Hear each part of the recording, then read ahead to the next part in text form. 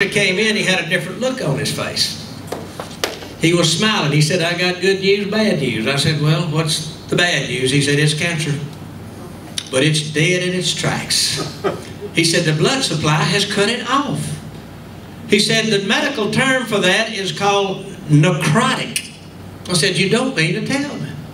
"I got another name for it." He said, "What?" I said, "Divine intervention." Amen. Amen. That's what I call it. Now, we're on the Today Show with Dr. Schneiderman and Matt. You know the Today Show news folks, me and my daughter. And look, they come up with that. Dr. Schneiderman said, "Well, folks across the country and the world, Paul Lott's breast cancer is necrotic." I said, "Ma'am, I call it divine intervention," and they went straight to a commercial. I'm telling you, this country is headed down, folks. They do not want to talk about God. They think man made God. God didn't make man. Let me tell you one thing, Bible prophecy is being fulfilled every day. Every day. And if we keep taking God out of this country, we're going to lose it. Now, we've all enjoyed it. Hasn't it been wonderful? Let me tell you what I'm worried about, y'all's grandbabies and mine. That's what I'm worried about.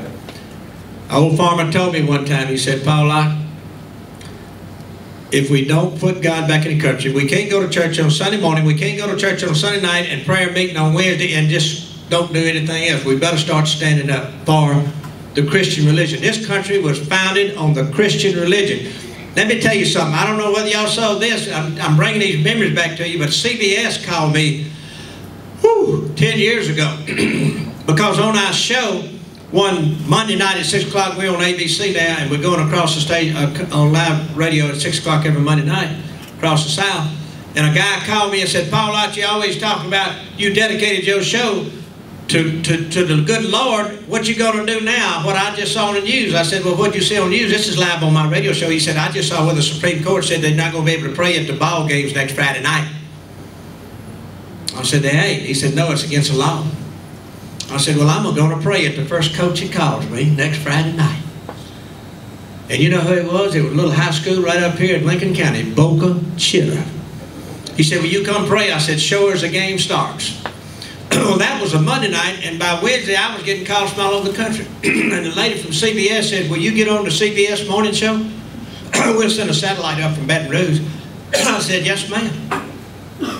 Now, y'all, they got that big satellite, and here comes it. She said, "You ain't going to be able to get in a word edgewise because the ACLU is going to be talking against it." I said, "What college is that?" Now, y'all, the head of the ACLU is up there in a suit, and I'm sitting here leaning against the goalpost in Boca Chica like Bear Bryant. And we come on there, and that guy, Barry Lynn from ACS, says, "Mr. Ott." I said, "That's me." He said, "You going to pray at the school tonight?" I said, "Yes, sir."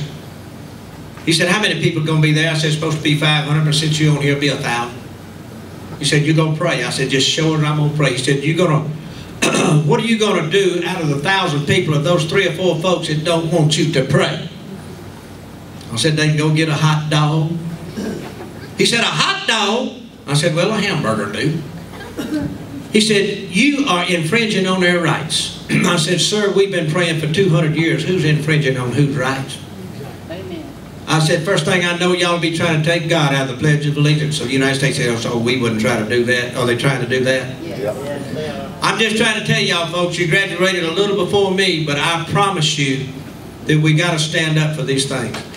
Now, before I close with this song about the flag, I got to tell you one thing that happened to J.W. Burke. Now, when I was working for the Game and Fish, J.W. Burke called me. He said, "Paul Lott, I done been invited to go mountain lion hunting out in New Mexico. Can you get me one of them out-of-state licenses?" I said, "Free?" He said, "How come you think I'm calling?" I said, "J.W., what you going to hunt in New Mexico?" He said, "Mountain lions." I said, "J.W., you don't want to hunt no mountain lion because if you miss, they going to hunt you. Keep hunting rabbits and squirrels in Pike County. They won't hurt you. I ain't scared. My wife gave me a new rifle. Telescopic sights." I said, "Okay." So I got him the license, and he went, and I come back, and that Sunday had that look right there on his face. He said, "Paul Lott, I should have listened to you." I said, "What happened, J.W.?" He said, "I ain't been out there for 30 minutes. Big old mountain lion sitting right there 30 feet away when the sun broke out. I said, what'd you do? He said, well, my wife gave me that new rifle. It was telescopic sights, and I put the sights right between his eyes, and I pulled the trigger, and it didn't shoot. I said, who gave you the rifle? How much insurance do you have? Did it I said, what'd you do? He said, well, I ain't fast as your little boy. But I took off running. And I was hoping you was wrong, but I looked back, and sure enough, that lion was right behind me. I said, J.W., what happened? He said, well, you know, I did what I always do when I get in trouble, Paul. I dropped to my knees right there by a big old rock. And I put my hands here and said, dear Lord, please let that lion be a Christian. And he said, when I looked back at the lion, skidded up there and it worked. He stopped right there and put his paws under his chin and said, I heard him say, dear Lord, please bless this food to the nourishment of my body.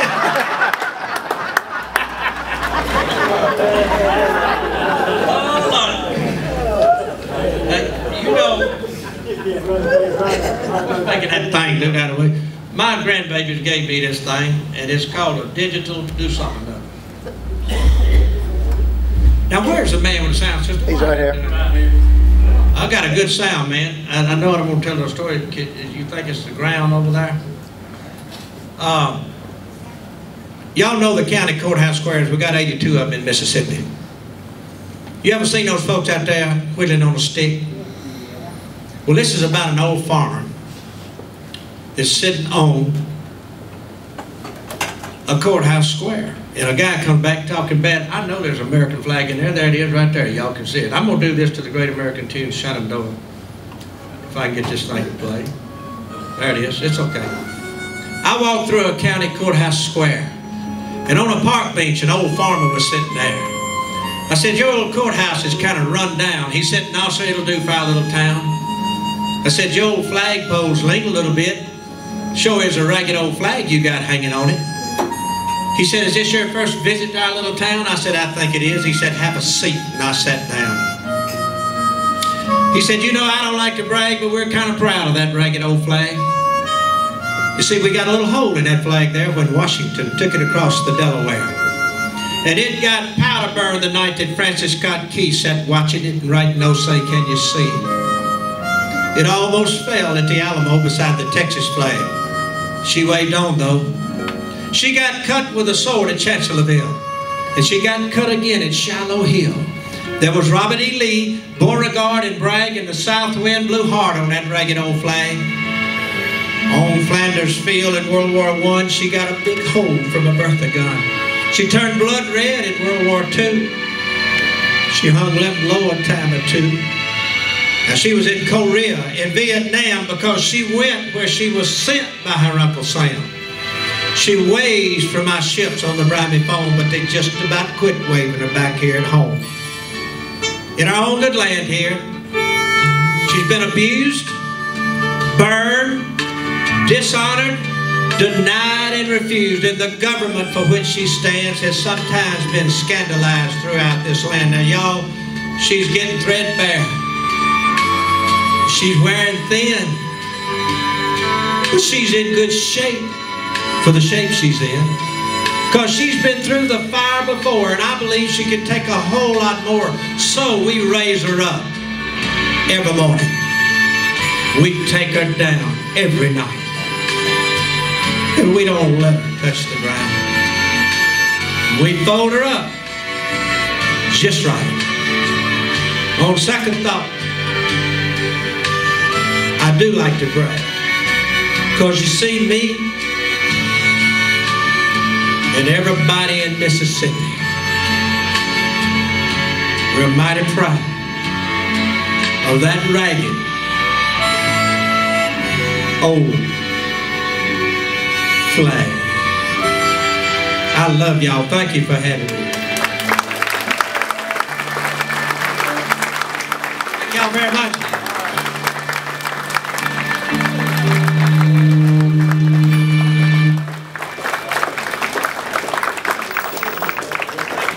Maybe it's your turn. Thank y'all. Have a good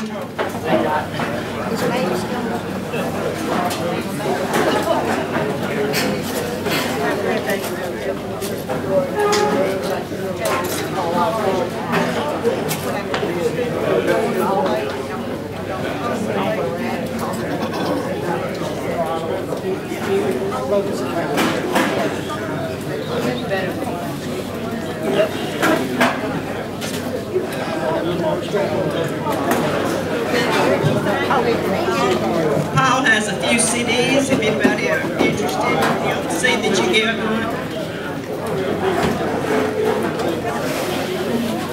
I hope that you've enjoyed tonight as much as I have, and we'll just continue visiting until you get ready to go home. Okay, Tom Lou has something to share.